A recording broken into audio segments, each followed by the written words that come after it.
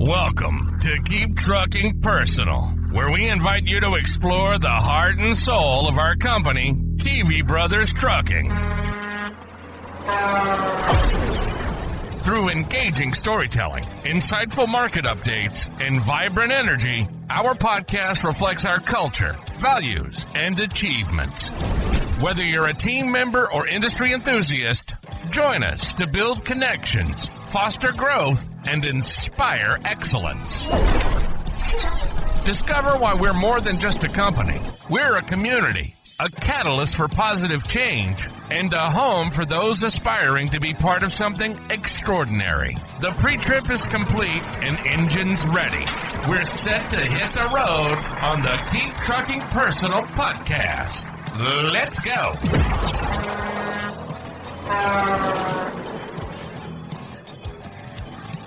Welcome to Keep Trucking Personal. My name is Tyler Kiwi, and I am excited because we have a return guest who I think everybody's excited to hear from again. But we have Michael Hansen with us, and we're going to talk a lot about what's up and coming here in the next, 15 days. But I wanted to go back real quick and talk about last week and just refresh everyone's memory. If you haven't had a chance to check out last week's episode, I talk about the SAFE incentive. I break down the acronym that it stands for: safety, achievement, fuel, and efficiency. And I really kind of help set the stage for what it takes to earn extra money. But that was a perfect segue, the episode last week, into this one, because things are changing, seasons are changing, and we are back into the season of the yellow school bus. And I think it's important that we spend a little time talking about what that means, what we can do to be prepared and set up for success, because nobody wants to be in a situation where they run a red stop sign or be in a situation where they come rearing up on a bunch of traffic stopped on a 2-lane road. So, Michael, without further ado, welcome back. Thank you. Thanks for having me. Appreciate it. I'm excited to be back. And when we started getting ready for this episode, I knew there's nobody better than yourself to talk about safety and layer in all the stuff. And I really feel like our momentum is gaining on this process. Like, it's a journey. Everything is a journey, especially when it comes to CSA scores and any of that type of stuff. It's a 2-year journey to make any change. And we're on that journey. We've been on that journey for a long time, but there's some exciting things that you want to talk about. But first, let's just remind everyone, and if you have any tips on this school bus safety, what can we do to prepare as we send these little guys and girls off to school? Well, so yeah, I have two sons of my own. One of them, they haven't started yet. Kentucky started a little earlier than Minnesota, but around the country, yes, everybody's starting to go back to school. You know, the one thing you can almost always prepare for is look at your time frames. If I'm a driver that I'm going to be hitting the road and it's between anywhere from 6 to 8:30, 9 in the morning, chances are there's going to be bus traffic, especially if you're in a residential areas, things like that. School zones, they got flashing lights now all around all the speed limit signs. Most of them drop when children are present, so always be watching for that.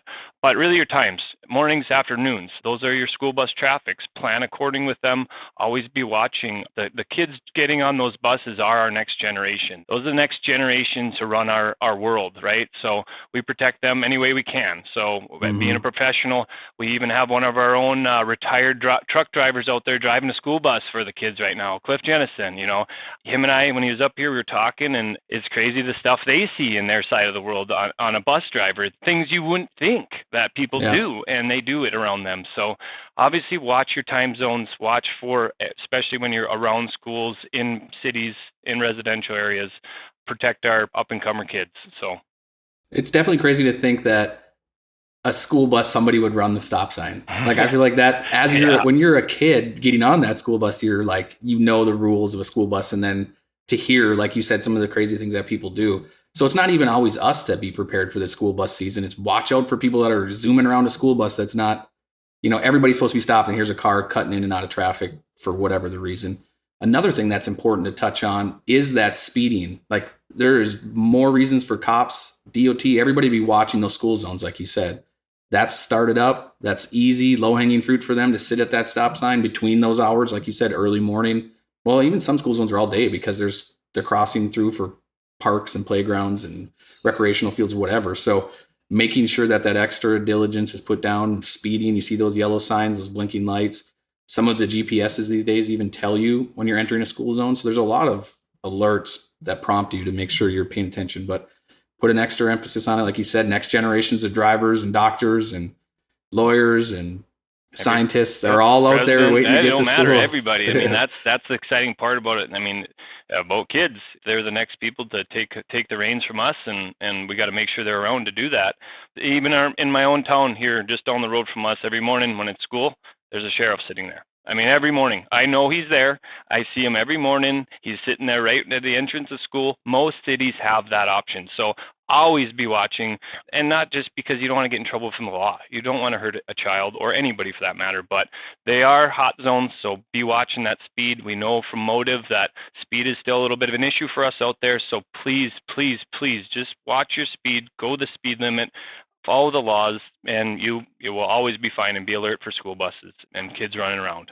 Like you had said, Kentucky got back to school this week, and I done the drop off and did all of that, and even myself got back on the 2-lane road, and all of a sudden there's a school bus stop. I'm like, I can't, like, I even was just out of school and I'd forgot that this is already going back on, and was like, so yeah, it's going to take a little bit of getting used to, but if you're off the main road, make sure, like you said, 6 to, what'd you say, 8:30 is probably the best bet?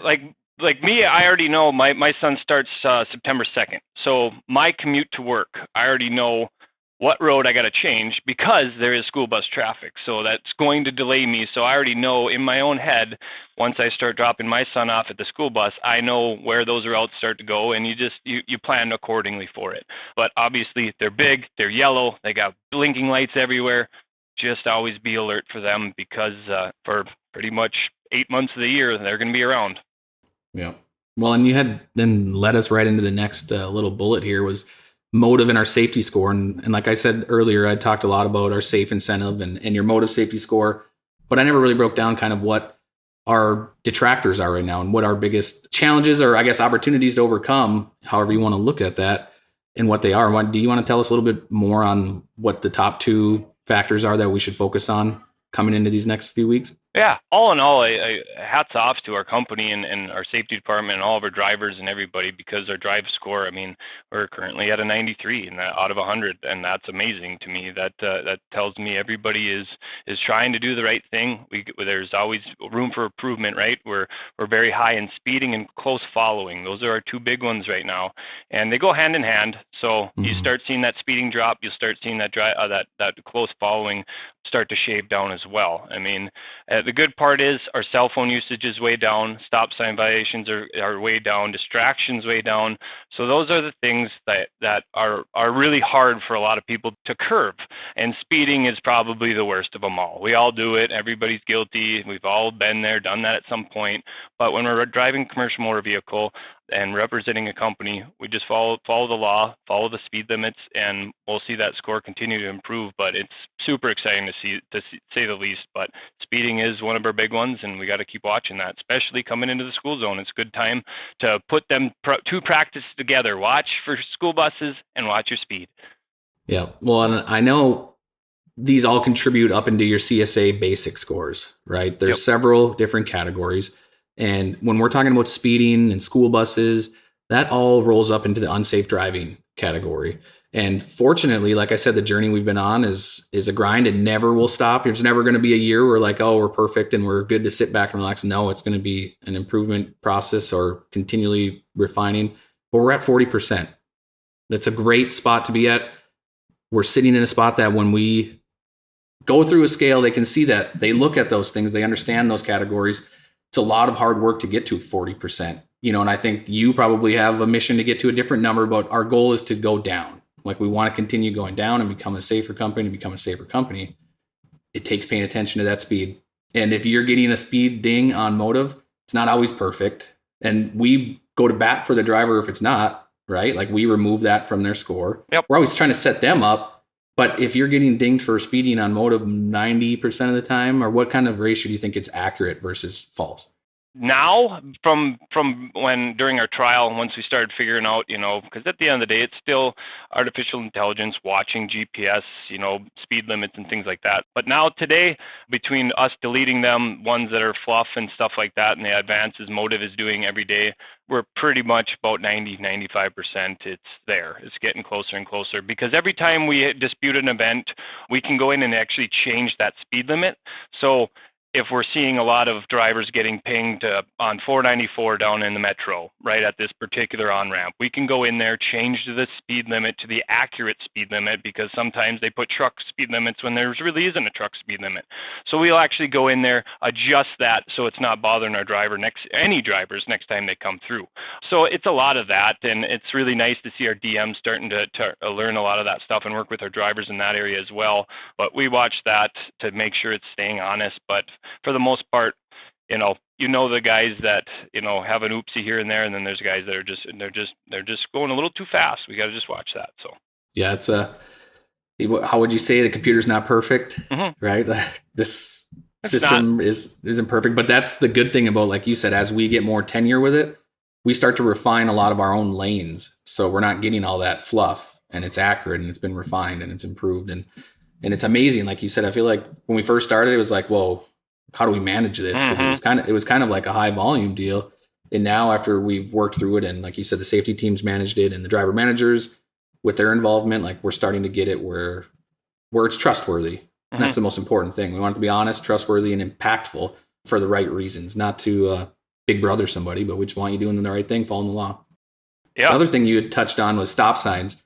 I think it's such a good reminder to keep saying, because our drivers start early in the morning, start late at night, and there might not be any traffic at that stop sign when you're leaving a truck stop or getting to an on-ramp and it's a 4-way stop, but you're like, let's skirt this and hop on the interstate. Well, that's going to impact your score and take away some points. So rolling a stop sign isn't recommended. Make sure you come to a complete stop even when nobody's watching. It's kind of like those professional sports athletes and all that, right? Like they become the best not just by what everybody sees on TV, but what they do when nobody's watching, and how they stay consistent and have that philosophy of do the right thing and always do the right thing.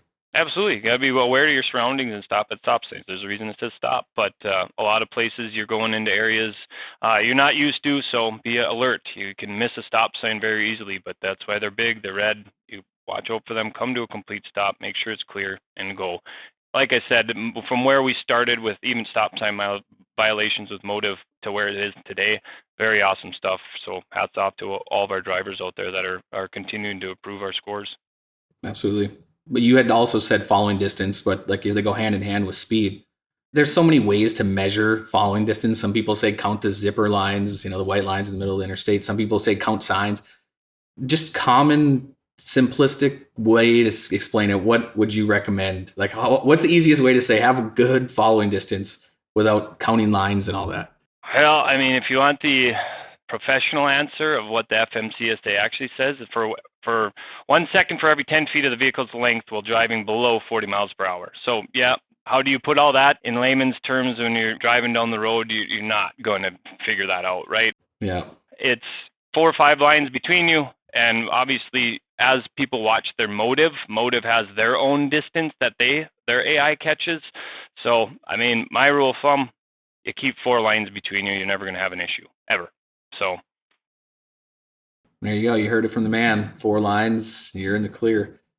It's interesting because some drivers are very disciplined with the details. They want to know like how many seconds, or what's the footage, and then some may not appreciate the answer we just gave them, which is kind of like 4 lines of clearance and you're good. But really, at the end of the day, it's kind of that intuition and that gut feeling. If you're too close, you kind of already know it. Like you can feel it. You can tell you're pushing the limits. Your cruise is set. You're right there. You're trying to look for your escape, and there may not be one. So really, it comes down to just Like I feel like like I don't know how else to explain it, but yeah. So those are the 2 main things for motive: speeding, following too close. They go hand in hand. If you slow down, you're not tailgating. You're a safer driver. So that leads us into the kind of tail end of this episode, which is going to be talking about Operation Brake Week.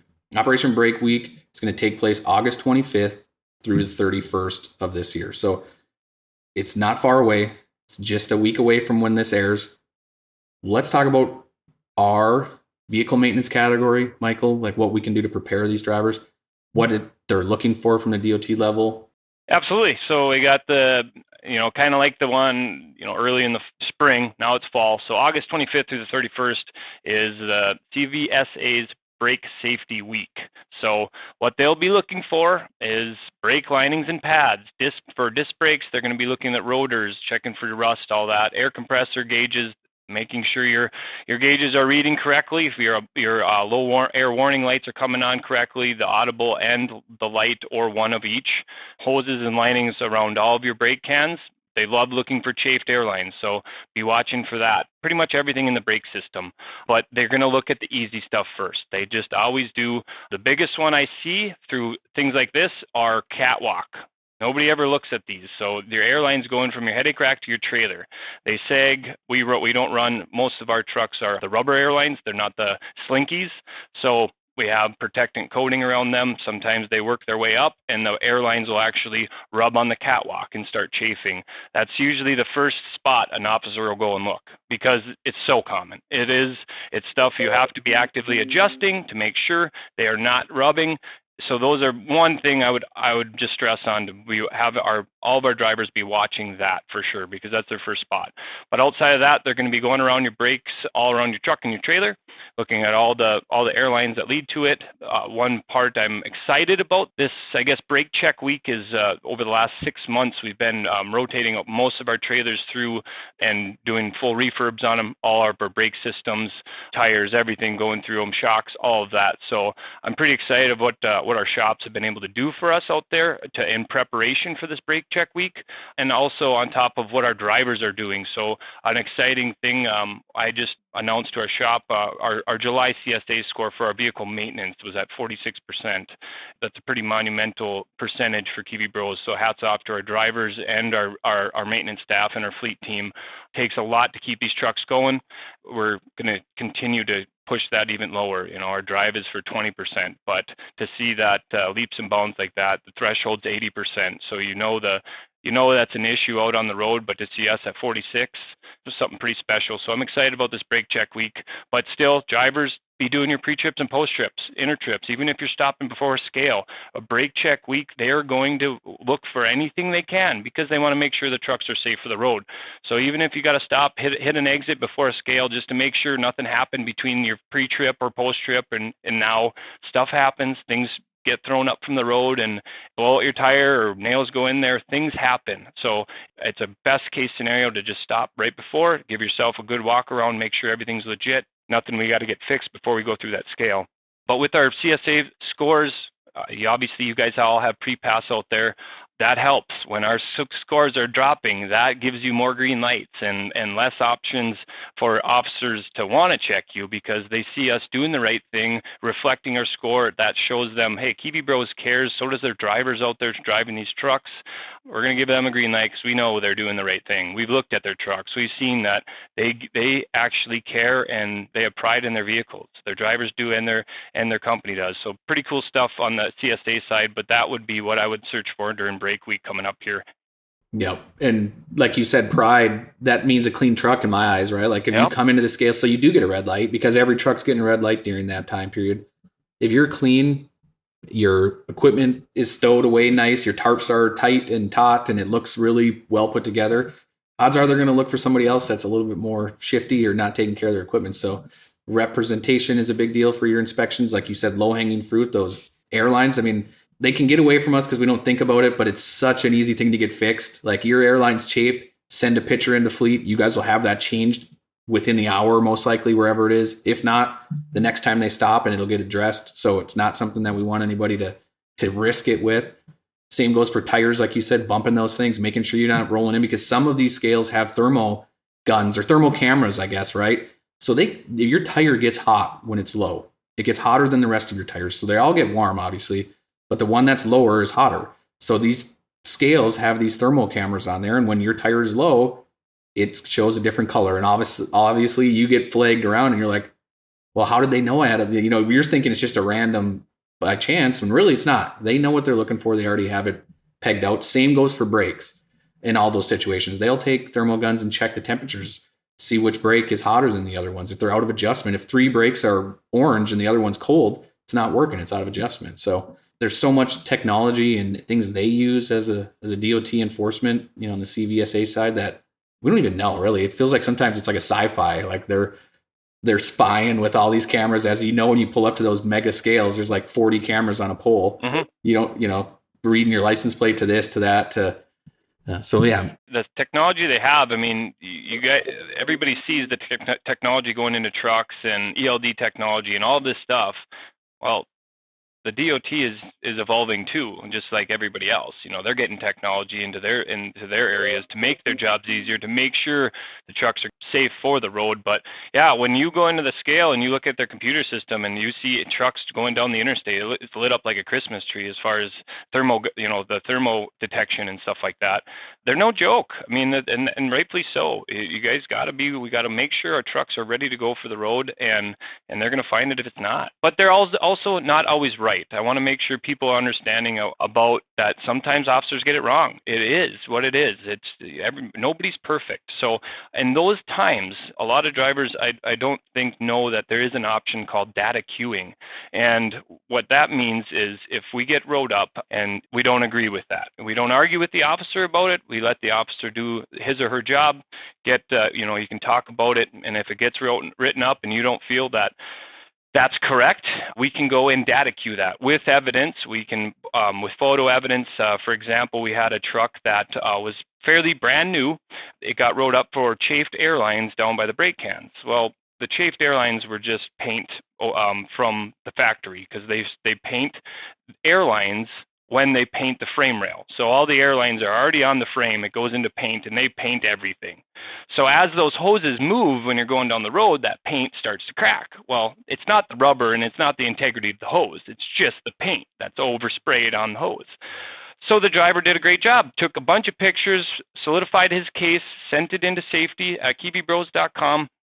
We had our inspection sheet. We had the pictures of the chafing in question, that exact line going to that brake can, sent it into data queue, boom. Got it off his record, off Kiwi Bros record. Hey, thanks for bringing this to our attention. We'll start looking, watching for that too, because that's educating our officers as well. When they see this stuff, that's not cracking, that's paint. Oh, okay, I didn't know that. So always be aware if there's something that you're just not jiving with you, take as many pictures as you can, because we have about a 54% success rate for data queue. And I don't care who you are. If I got a 50-50 crack getting something off my driving record, I'm going to take it, right? So anytime you can get some of them pictures and get photo evidence and even a video and tie that with the DOT inspection, we will do everything in our power to exonerate you. And if it doesn't, it doesn't, but we can definitely try. Well, and in the situation you're talking about, that went from a unfortunate situation to him actually getting his him getting paid for that clean inspection, because absolutely.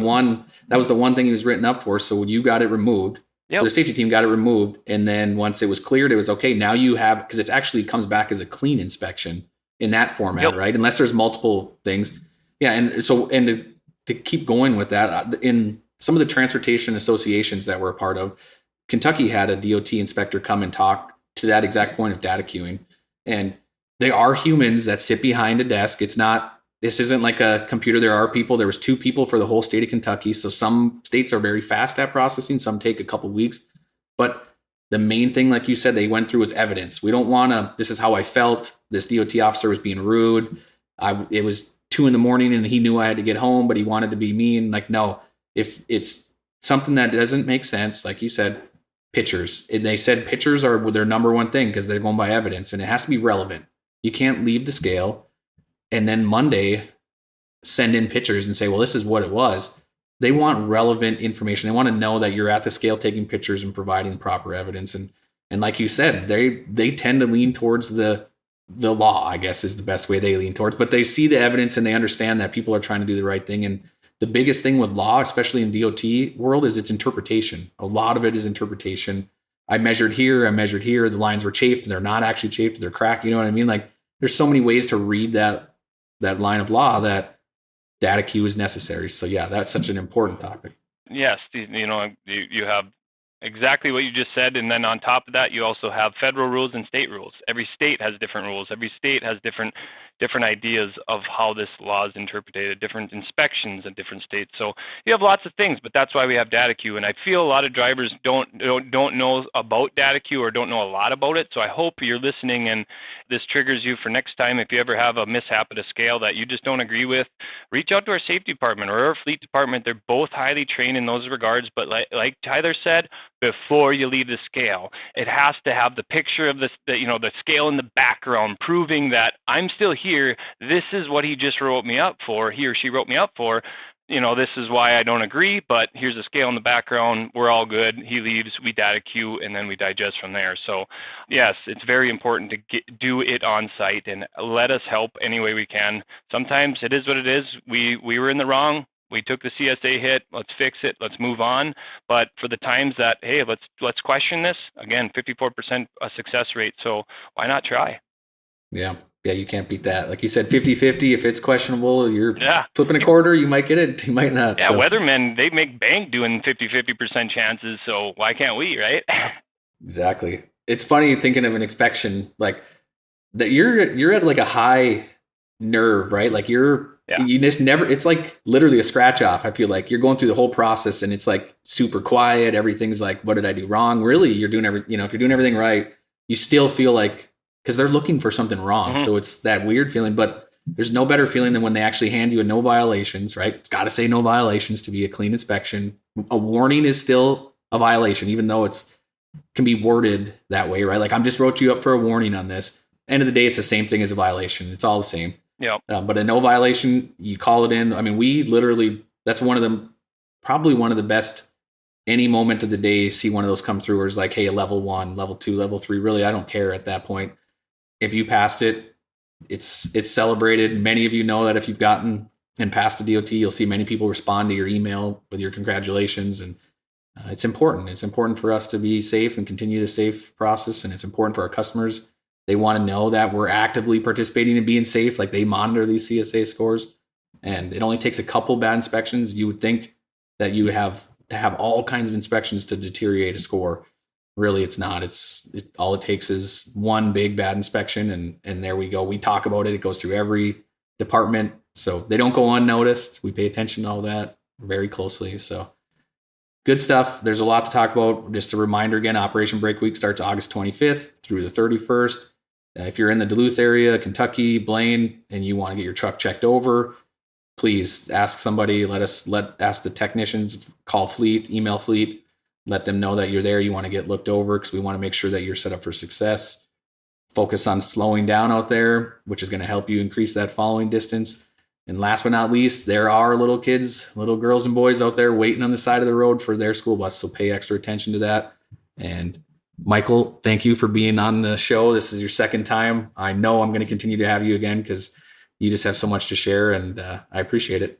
Yeah, thank you for having me. I'm always here to help drive awareness in any areas, and hats off to our company and our drivers. We're trending into great areas that Kiwi's never experienced before, and I'm happy as can be to be a part of it and continue to push to be the best. Yep. Well, you're a big driving factor of that. Thank you for tuning in to Keep Trucking Personal. If you've enjoyed today's episode, don't forget to like, share, and comment. We'd love to hear your feedback and suggestions. I know Michael has many things he can talk about, so if there's something you're holding on to, please share through podcast@kiwibros.com. Until next time, happy trucking. Thank you for joining us on this episode of Keep Trucking Personal. We appreciate you taking the time to explore the heart and soul of Kiwi Brothers Trucking with us. Don't forget to subscribe and leave a review to let us know your thoughts. Tune in next time as we continue our journey together, diving deeper into what makes us a community, a catalyst for positive change, and a home for those who aspire to be part of something truly extraordinary. Until then, keep trucking, and we'll catch you on the next episode.